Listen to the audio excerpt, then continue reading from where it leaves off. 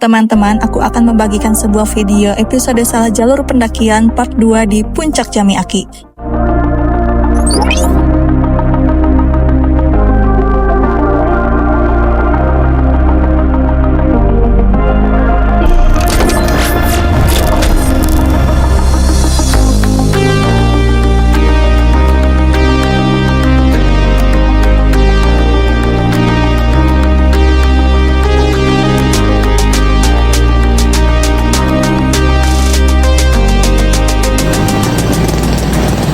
Sebelum melakukan pendakian, dibiasakan berdoa dulu tanpa putus.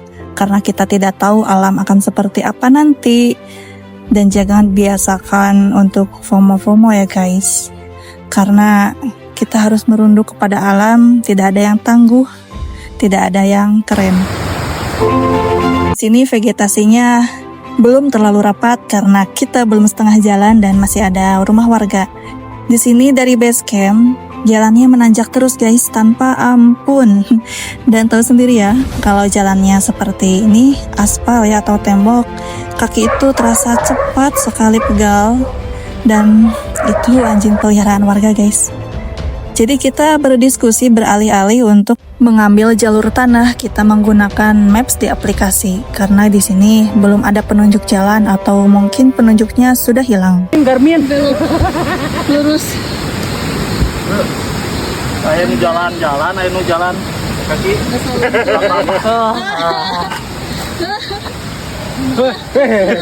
Berat mah henteu, ngantuk warna leklok.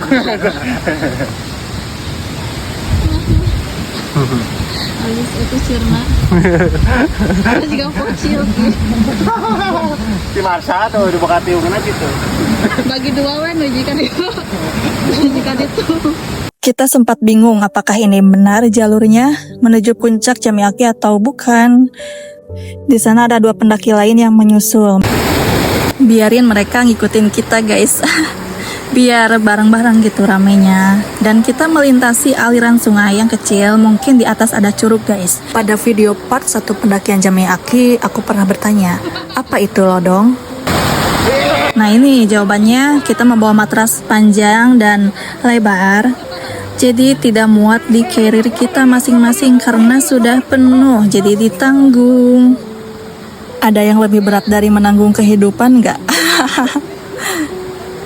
Makanya sering-sering main ke alam, biar energi positif dari alam terserap oleh kita.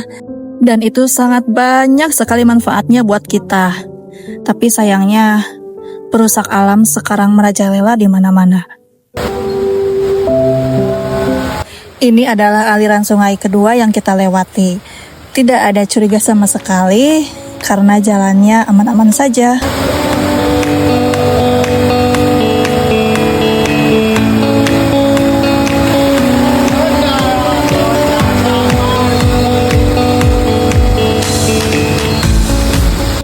Terdengar teman-teman dari belakang bernyanyi sangat riang dan gembira.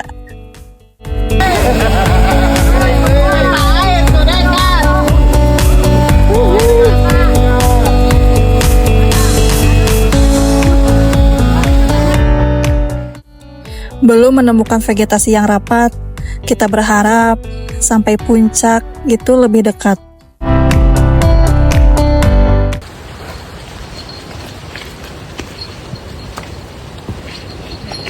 Kami berangkat dari base camp pukul 4 sore dan ini sekitar pukul setengah 5 sore kita mendapatkan sunset yang sangat cantik. Bedog ketang, duka ketang mempanya.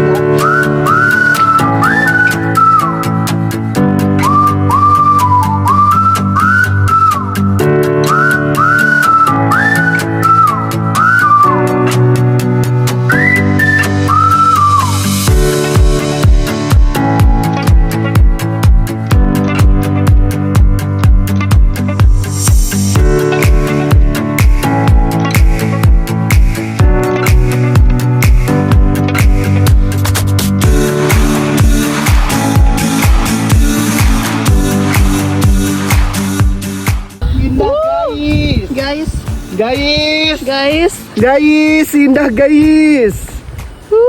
FYI, puncak Jami-Aki ini ada di Gunung Syawal. Jadi Gunung Syawal mempunyai beberapa bukit, seperti salah satunya ada Puncak Puspa. Ayo.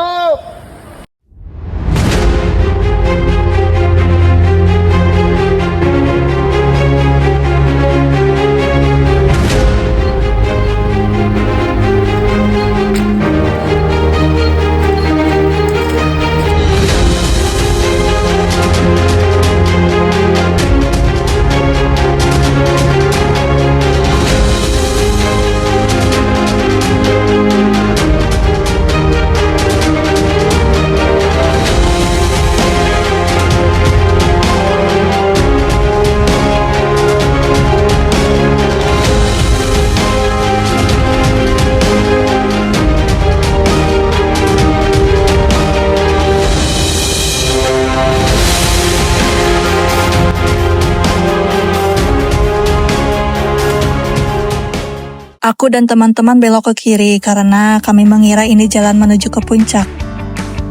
Soalnya terdapat jalan setapak untuk naik ke atas. Di sini belum ada yang ngeh dan belum ada yang curiga. Karena jalan masih oke-oke aja.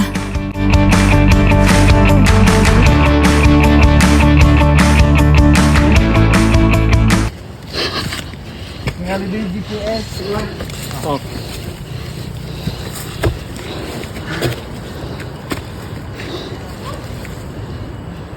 Tuh si Agi itu nges.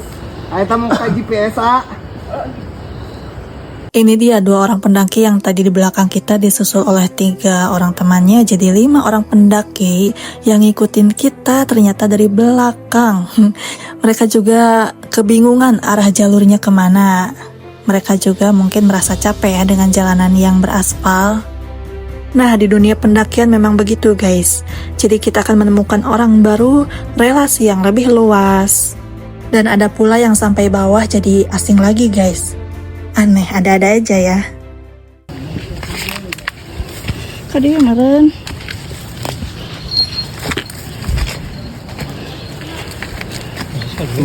Oh.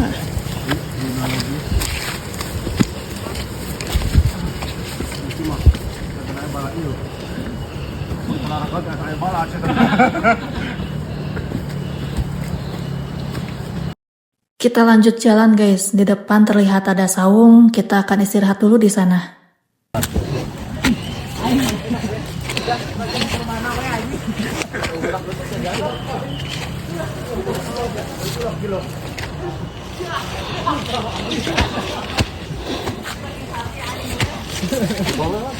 Istirahat.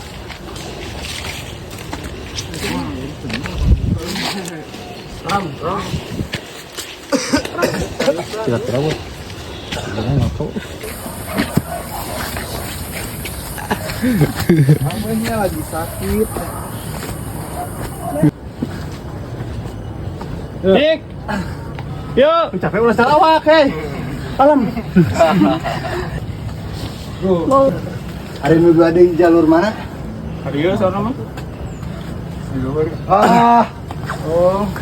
Sampai mantep. Dia mah tereks ya.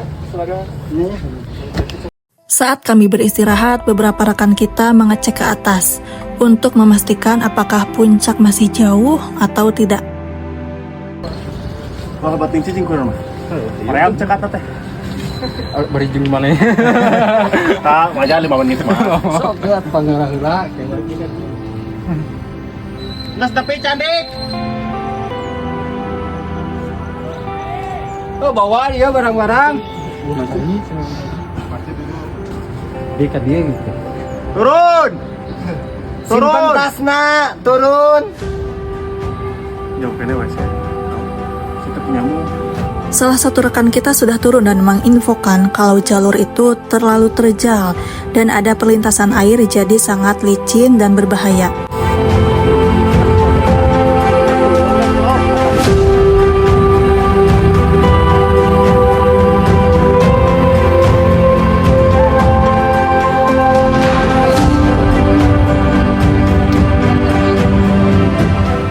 Sukan itu.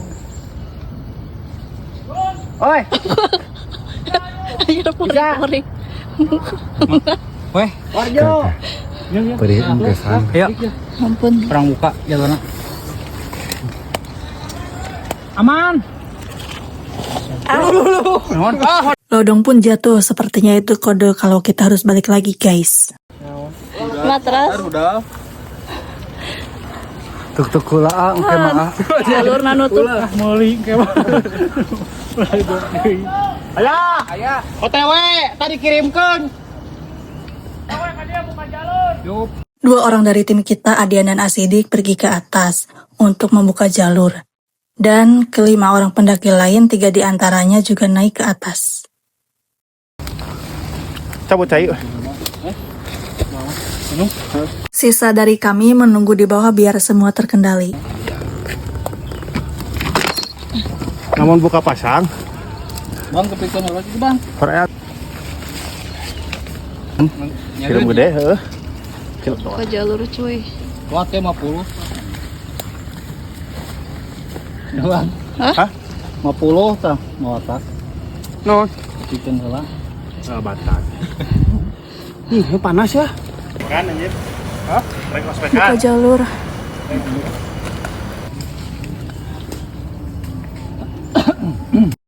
Nah, mereka berdua juga sedang menunggu rombongannya yang naik ke atas bersama rekan kita. Penonton kecewa. Kan geus ngantri itu wow, berarti maledogan cenah. Meter deui kaluhur. Hingga sore akan menjelang maghrib, mereka pun tidak kunjung turun. Diteriaki tidak menjawab, pergerakan dari mereka pun tidak terdengar. Kami pun memutuskan untuk menunggu di bawah, dekat pohon bambu yang tidak jauh dari titik lokasi. Dan 2 orang rombongan yang tadi menyusul rekannya di atas. Benar saja, kami akan kemalaman di trek. Dan ini sudah memasuki azan maghrib. Kami bergegas menyiapkan alat penerangan dan akan membuat api unggun di sini.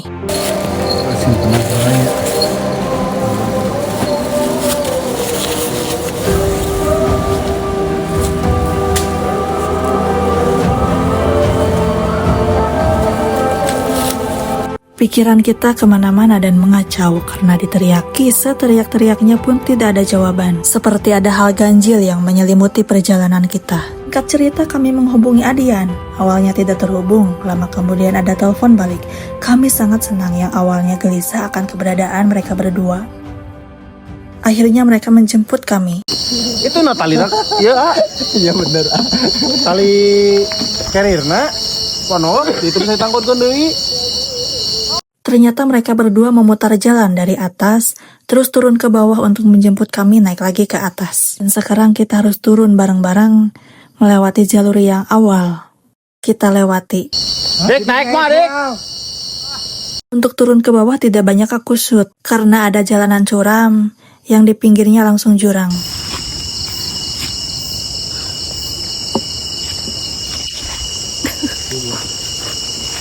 Di tengah perjalanan kita istirahat di saung untuk sekedar minum air hangat, karena energi kita terkuras sesudah nyasar. Jadi ibarat kita memulai dari base camp perjalanannya dari awal, karena pas nyasar itu belum jauh dari base camp. Semua jalan tuh bener gitu nih. Cari kanan. Ya deh goblok. Wah ini ditanya isu kayak engke mau pepangi di luar jalan. Perjalanan dilanjut, tapi malah semakin capek, halusinasi, bahkan dejavu merambat ke pikiran. Penglihatan pun tidak karuan dibasahi keringat dingin. Lucu. Dia di mana? Balik ke mana? Break.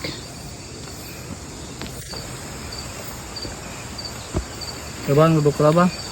Mah. Lah duduk. Oh benar. Nggak boleh. Trek yang terus menanjak ditambah habis nyasar belusukan, puncak menjadi terasa lebih jauh, suasana menjadi hening dan diam diselimuti ketegangan. Bukan karena apa, tapi untuk mengatur nafas kami pun sudah susah. Hanya pikiran yang terus bertanya, lah kok dari tadi belum sampai-sampai ya, apa masih jauh? Hingga 2 orang teman kita berangkat lebih di depan untuk memastikan tujuan kita. Kami semua hampir putus asa, kondisi fisik mulai drop. Jalan 10 langkah istirahat 5 menit. Dengan dada kami yang sesak ditambah perut belum terisi.